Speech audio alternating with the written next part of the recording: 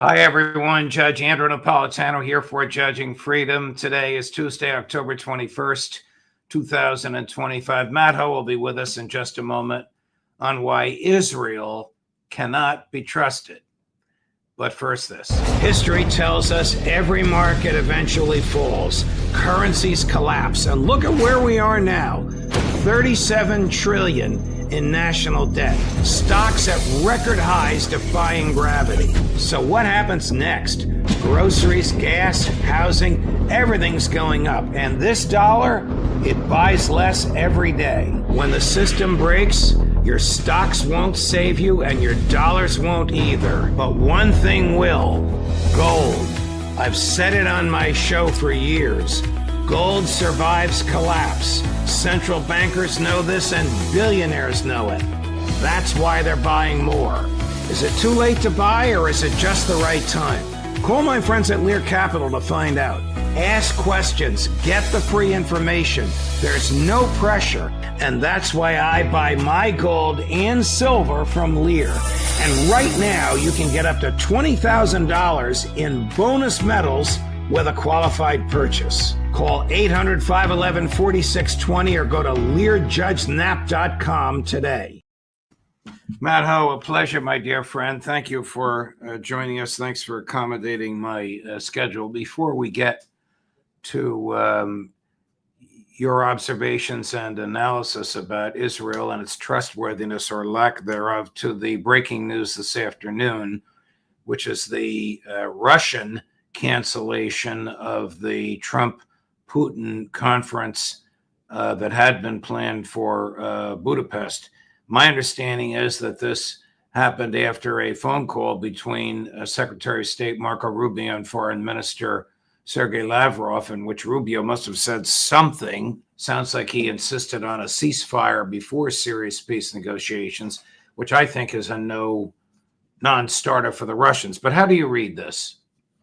Well, thanks for having me back on, Judge. Good to see you. Welcome back from your trip. I'm sure people want to hear what you were told when you were there in Russia in the last week regarding all of this, but in particular the supposed talks. I did see one quote from the Kremlin this afternoon that said, "How do you cancel something that was never planned to begin with, or propose something?" So maybe there was some the vagueness of all this, right? And we're dealing with Donald Trump in this White House where nothing is ever certain. They're in their own reality. So was this meeting, was this summit ever a real actuality?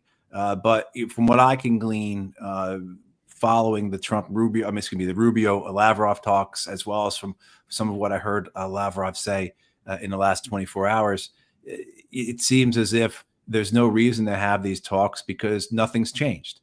That we're in the same position that we were in Alaska. The Americans, Europeans, Ukrainians keep insisting on a ceasefire. We don't want a ceasefire. The Russians say we want a peace deal, as well as in all the details involved in that of what's being offered, what's not being offered. And here we don't know the reality of it.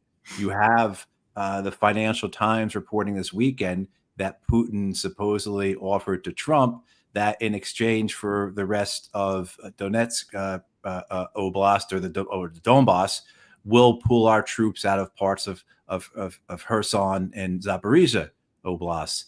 And you don't know if that's true or not. Who said that? Did they get that from the Russians? Did they get that from the Americans? So we're just in a position where nothing has substantially changed. That's the one thing we know for sure. Things are not going well in terms of getting a deal in place to end the continual escalation of the war, let alone the war in general.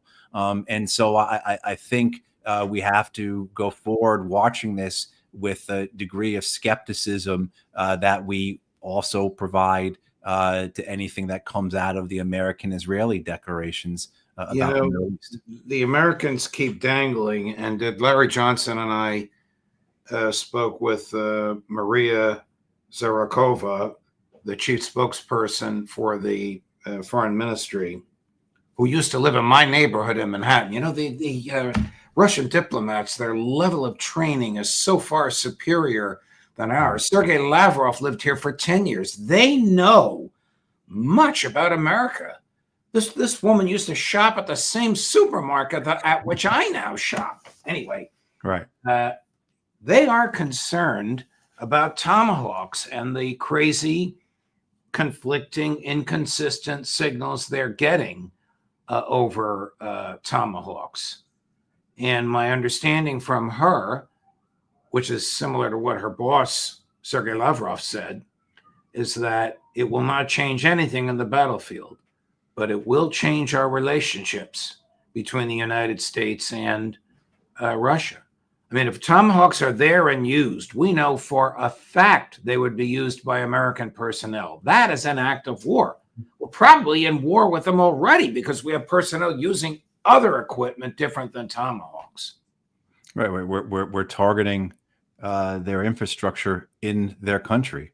I mean, we're the ones who aren't just providing the information on how to attack, say, Russian oil refineries. We're the ones who are actually choosing which refineries to attack.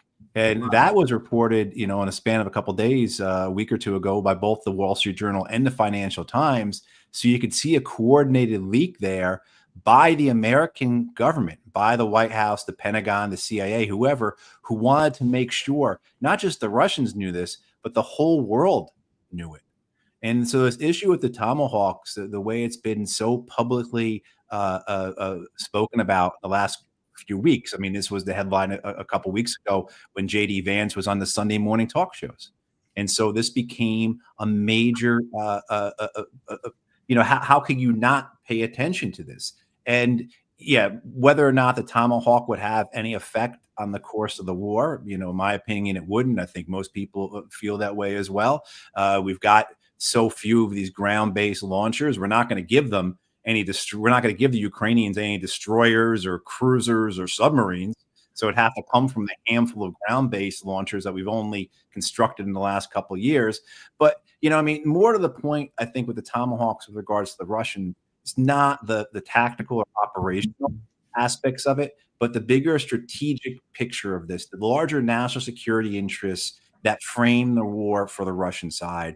If you go back a number of years, going back into the Obama administration, into the tail end of the Bush administration, the concern of the Russians of the encroachment of American missile systems towards Russia, basically an encircling of Russia, but also as well a positioning of weapon systems that could be used in first strike attacks against Russian command and control structures or Russian political authorities was becoming something that was more and more concrete. And this culminates, of course, in the emplacement of U.S. missile batteries in Romania and in Poland that ostensibly are there to shoot down Iranian ballistic missiles, right? If anyone can believe that tale, but have the capacity to fire missiles that could attack Russia. And so this whole issue of the Tomahawk, it is part and parcel of the larger national security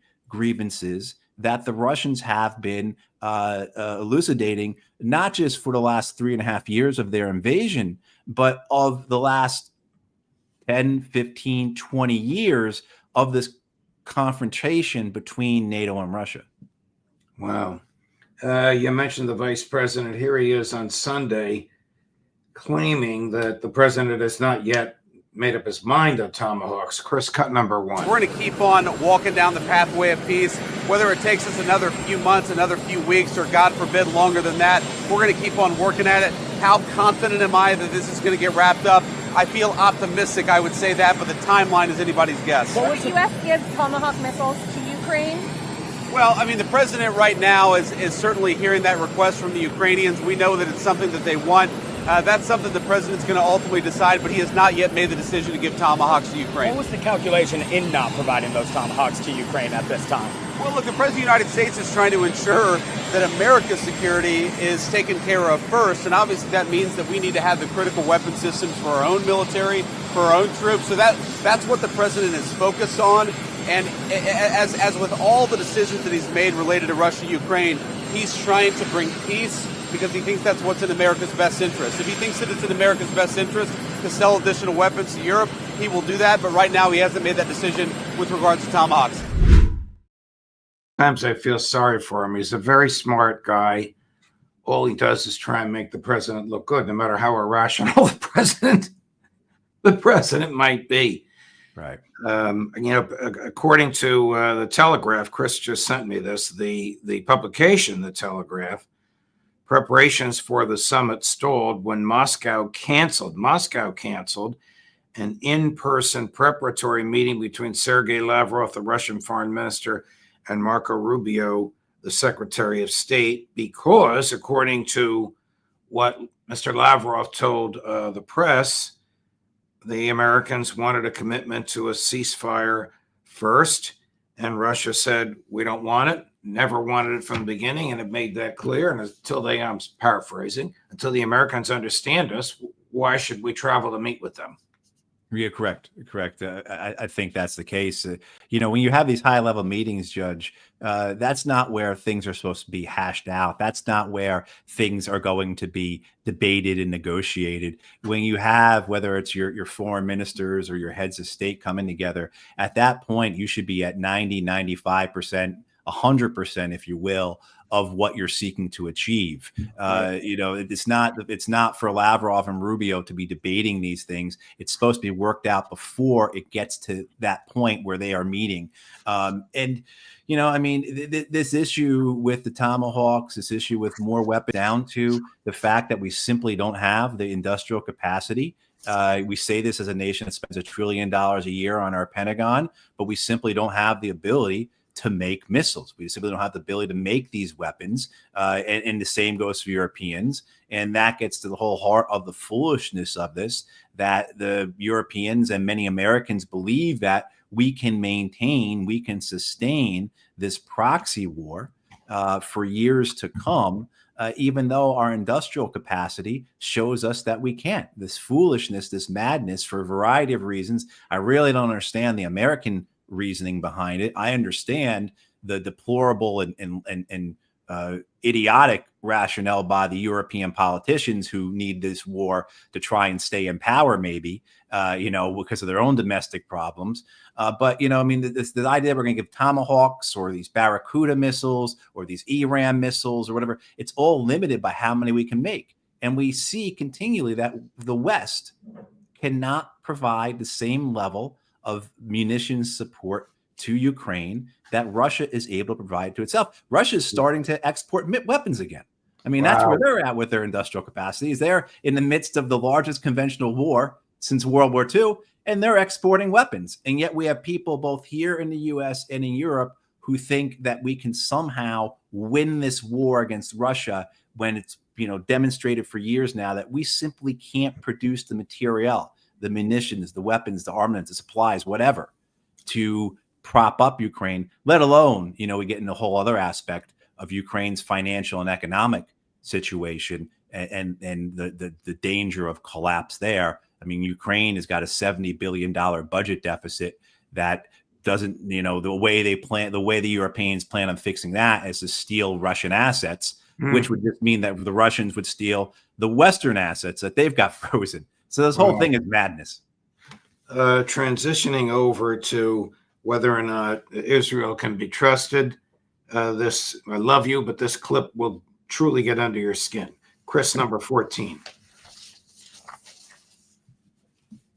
Before the hostages actually come out, you decide to go to Gaza. Mm-hmm.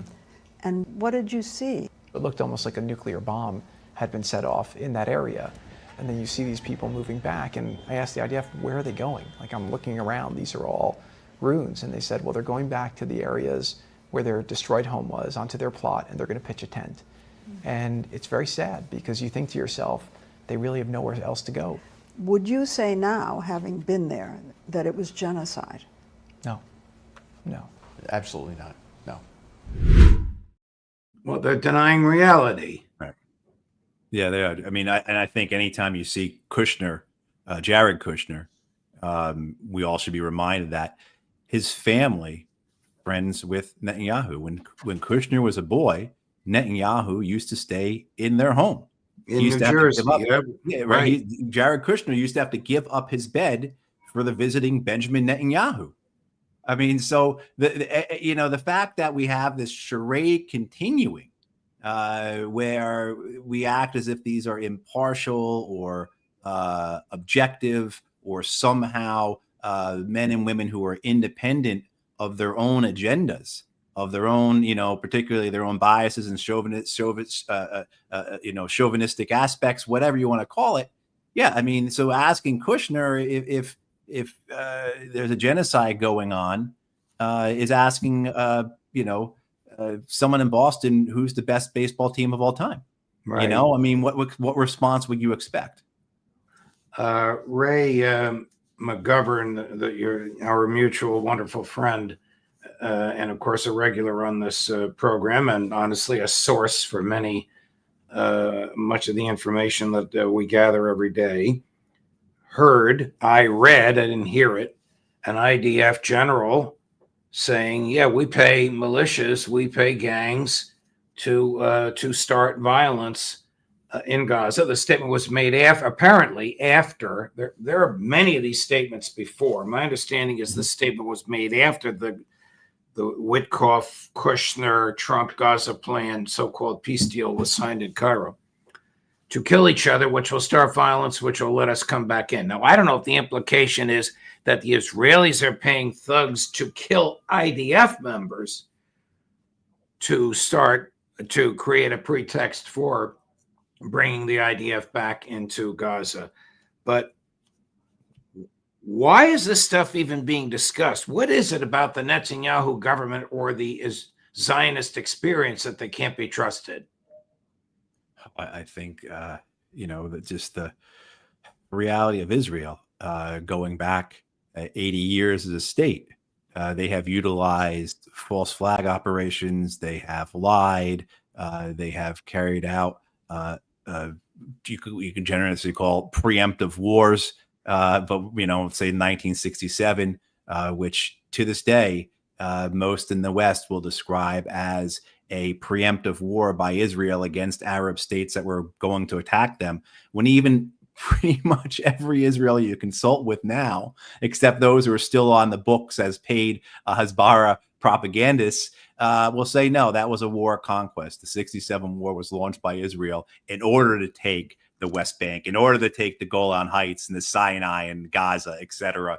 But we still have this fiction here, this mythology here that Israel is a country composed of men and women who are there with noble intent, that these are people who came to a land, they were a people without a land going to a land without people. That fiction. And someone like Leslie Stahl, who we just saw interviewing Jared Kushner and Steve Witkoff, I mean, she embodies that.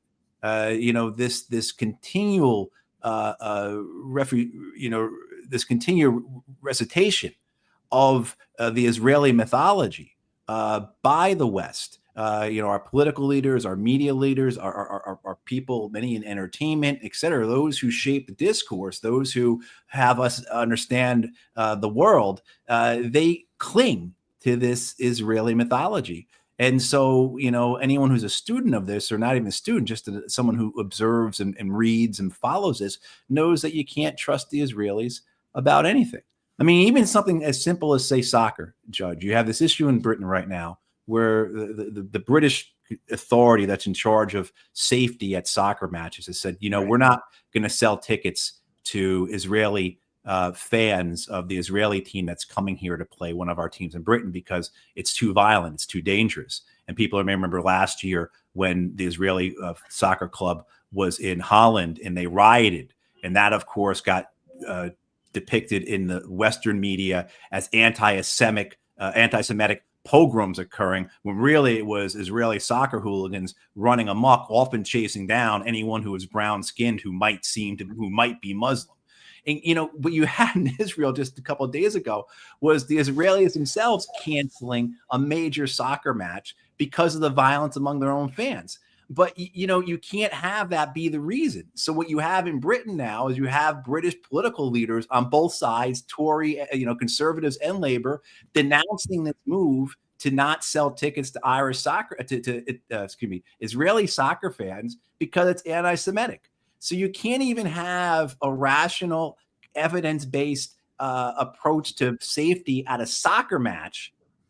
After you're shown that this club, their fans are incredibly violent, they're riotous, they're hooligans, they're goons, even right? So you can't even in that sense, Judge, have a reasonable discussion based upon evidence or experience or reality, because this mythology of Israel has been so permeated throughout our society, throughout our culture, throughout our political and media ecosystems for decades now, that it's, as real to many people as, the sky is blue. One of the things that the general supposedly said is that the IDF was paying these gangs of thugs, these are now Palestinian thugs, to steal food from other Palestinians. Sure. And we know that these gangs were the ones who were primarily behind the looting of the very limited convoys that were getting into Gaza over the last 2 years. And this again is nothing new. This again is not anything different than what the Israelis have demonstrated they will do over decades. Certainly, you look at their actions in Lebanon, you look at their actions in Syria, you look at their actions in Palestine. Their goal has always been to create friction, dissension, chaos, so that there can be nothing united against them. So their policies in Lebanon and Syria have certainly played that out. They'd rather see Lebanon and Syria in civil war and chaos than have anything stable, because then there might actually be some unity that would be presented against them. In Palestine, the examples of this are multiple. Is the Israeli government, multiple Israeli governments going back decades, most prominently Netanyahu's governments, but all of them have supported Hamas in one degree or another, going back to the 80s, as a counterweight to Fatah, to the PLL, to the Palestinian Authority, right? I mean, except in Gaza itself, where Israel and the Americans was 06 or so, after Hamas won the elections there, pushed Fatah to carry out a coup against Hamas, which Hamas defeated. But that was an attempt in Gaza by the Israelis and the Americans to use one Palestinian faction to put down Hamas. But in other cases, we've seen where they've used Hamas as either a counterweight against any type of unity among the Palestinians, or to just make life harder for the Palestinian Authority or the PLO, and then as well too for their own purposes. You have that I can't quote it, but to paraphrase Benjamin Netanyahu, the best way to ensure that there's not a Palestinian state is to keep a party like Hamas in power.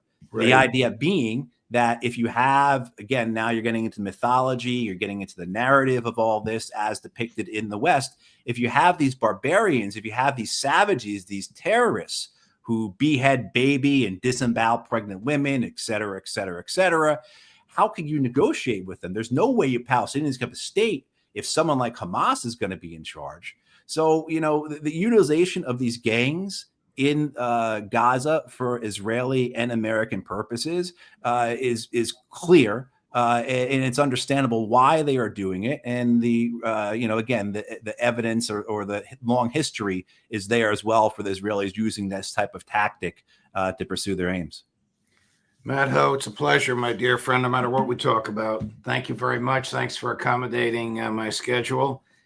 And we'll look forward to seeing you next week. All right. Thank you, Judge. Thank you. Thank you so much. At 3:00 today, Colonel Karen Kwiatkowski, Judge Napolitano for Judging Freedom.